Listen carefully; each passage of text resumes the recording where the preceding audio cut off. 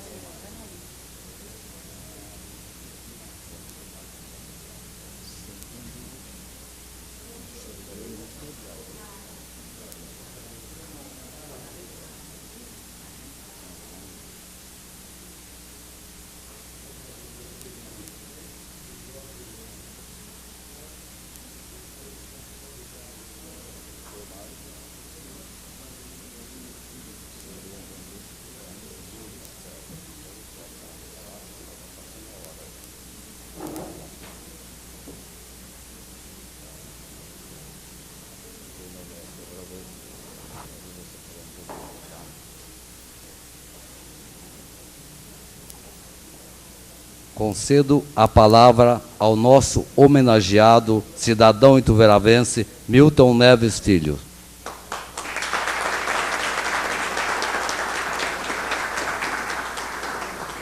Bem, muito obrigado a todos vocês pela presença, né? Sexta-feira à noite, normalmente o pessoal vai para a balada, aquele negócio todo, e vocês estão me prestigiando aqui, aos queridos vereadores da cidade de Ituverava. Obrigado ao Maxwell Becão, que eu estou tendo o prazer de conhecer. Eu entrevistei você alguma vez? Não, né? Acho que na época que você jogava eu ainda era goleiro reserva lá, igual o Tomires, né? O Tomires botou o Leão na reserva, pô. Brincadeira, você quer mais? Aquela mala do Leão. Mas obrigado a Letícia, muito obrigado também ao Najib, que me emocionou aqui. Depois eu vou falar de um jogador aqui, eu acho que eu vou me emocionar de novo. Obrigado ao Najib, que eu não lembrava dessa história do site. Mas realmente é o seguinte, não é que eu autorizo para divulgar o meu site, porque é o seguinte, Ituverava em relação ao país inteiro, como qualquer cidade isoladamente, é uma cidade pequena, que não representa lá muita coisa sozinha, mas faz parte de um conjunto, é igual um time de futebol. Então, se o jornal dele atinge Ituverava e cidades aqui vizinhas, o jogador esquecido do passado, ele passa a ter uma divulgação além da televisão, além do meu site, além do meu jornal, mais um jornal de Ituverava. Eu queria que todos os jornais de todas as cidades do Brasil tirassem do site lá os jogadores que eu tenho, e eu ainda tenho muito pouco em relação a todos, que o meu sonho antes de encerrar a carreira é que conseguisse colocar todos os jogadores que atuaram pelo menos uma vez por um time da divisão A, não apenas de São Paulo, que é a mais importante, como também de Brasília, de Pernambuco, do Rio Grande do Sul, Santa Catarina, Sergipe, etc. É um sonho que eu tenho, porque ninguém gosta de jogador velho mais do que eu. Porque é uma questão de gratidão, gente. Eu gosto muito de frase feita, mas frase bem feita. Alguém falou um dia que a gratidão é a primeira virtude do homem, base de todas as demais. E eu só estou onde eu estou hoje devido aos jogadores que eu tanto ouvi pelo rádio. Os grandes cronistas esportivos de São Paulo falando de grandes jogadores, e um deles estava aqui. Está aqui. E eu torcia muito contra ele, porque ele era muito bom e parava meus pontos esquerda. Mas eu vou falar disso daqui a pouquinho. Quero agradecer o Najib do fundo do coração, realmente, pelo que ele falou. E eu insisto, então, tendo mais um veículo, que é o jornal dele, a divulgar o jogador antigo que está no meu site, é mais uma divulgação importante. Porque o jogador de ontem, gente, quando ele se vê ali na tela do computador, ou daqueles segundos que eu coloco na televisão, ele volta a jogar futebol. Ele volta a jogar bola, daqueles segundos, naqueles minutos. Porque o que a gente está fazendo realmente é um trabalho hercúleo para resgatar e preservar a memória do futebol brasileiro. porque eu devo a eles todos o que eu sou hoje. Porque se eu não tivesse me apaixonado pelo Santos, e depois, por extensão, para o rádio esportivo e por tudo quanto é ex-jogador, eu não teria atingido isso que eu atingi. E quando eu comecei na Rádio Jovem Pan a falar do futebol do passado, a turma me chamava de museu, de homem, o rei da cultura inútil.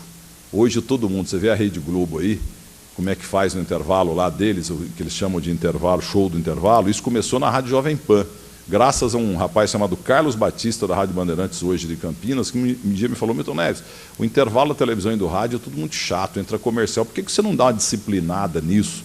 Um comercial de 30 segundos, uma pergunta para o repórter, para o comentarista, para agitar. O chamado intervalo inteligente que eu tenho hoje na Rádio Bandeirantes e que a Jovem Pan continua chamando de inteligente lá, mas o apresentador, permita-me, é muito ruim. Agora, a Globo, quando viu aquele dinamismo na Jovem Pan na época, quando a gente começou, 2 meses depois lançaram o show do intervalo. E como tudo na Globo, eles são muito competentes, é muito bem feito. E eles colocam imagens do passado, e eu fico feliz por isso.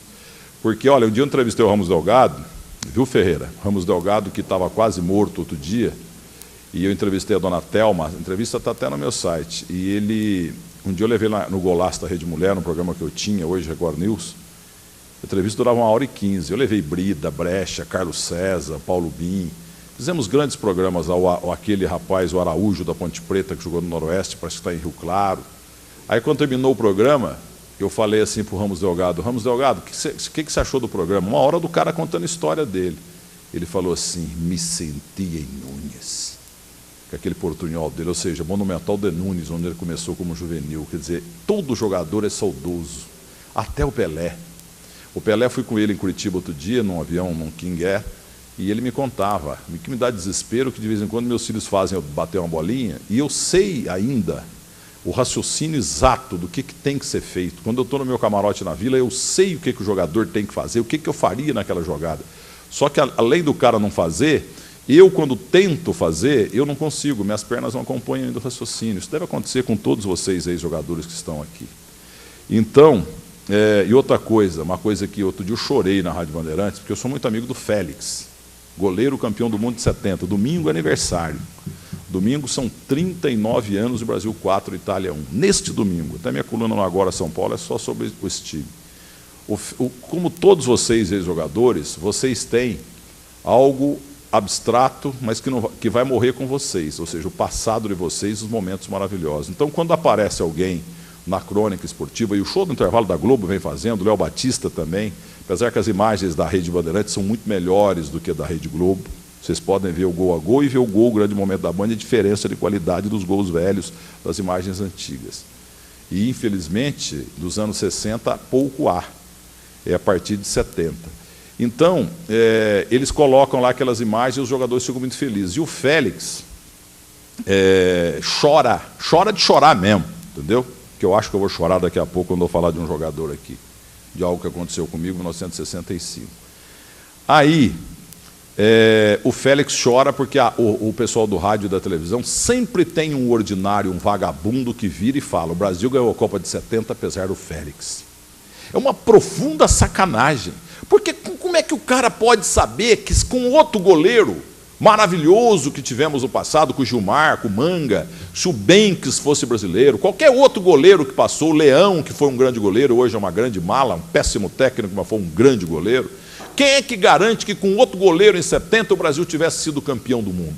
A única garantia que temos é aquilo verificado pela história determinado por Deus. Com o Félix o Brasil seria campeão do mundo. E no jogo-chave contra a Inglaterra ele fez 2 milagres.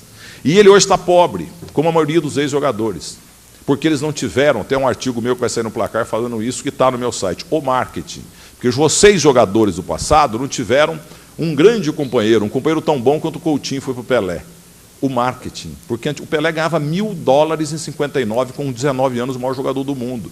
O Kaká e o Cristiano Ronaldo, que são os badalados hoje do mundo, eles não serviam para limpar a chuteira do Pelé. Jogadores como eu acho que o Ademar Pantera, eu acho que o Jair Bala, eu acho que o Marcelinho Carioca, 95 a 2001, Leivinha, Dirceu Lopes, Tostão, esses caras jogaram mais do que, no auge deles, eles jogaram mais bola do que o Kaká e o Cristiano Ronaldo. Só que eles não tiveram marketing. As camisas eram imaculadamente limpas, mas os caras ganhavam muito pouco. O Jair Bala foi um dos maiores jogadores que esse país já viu. E ninguém sabe. Nem ele sabe que ele foi um gênio da bola. Então, gente, o Félix, ele chora toda vez que ele ouve isso. Porque o cara tem a lembrança dele da Portuguesa, do Juventus, do Nacional, do Fluminense, mas a lembrança é a Copa de 70. O cara foi campeão do mundo. Aí vem um ordinário que nasceu outro dia, que não sabe porcaria nenhuma do futebol, e fala, apesar do Félix, o Brasil ganhou a Copa do Mundo. Ele chora. Ele chora, porque o jogador do passado ele só tem a saudade como a sua grande companheira. E a gente preserva isso, luta isso em todas as mídias, para dar um pouquinho, que eu preciso retribuir para esses ex-jogadores, aquilo que eles me deram. Me deram um norte na vida. Eu tinha 8, 9 anos, meu pai morreu. Eu fui criado por uma tia que está com mal de Alzheimer há 12 anos.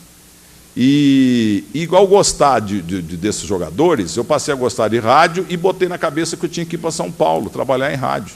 Porque a minha cidade é a última, junto com Guaxupé, no sul de Minas, junto ao norte de São Paulo. Nós temos uma influência total do estado de São Paulo. Tanto é que teve uma época lá que se votava no Quércia, no Maluf, não valia, porque Minas Gerais é muito longe de Belo Horizonte, quase 600 quilômetros, São Paulo 300.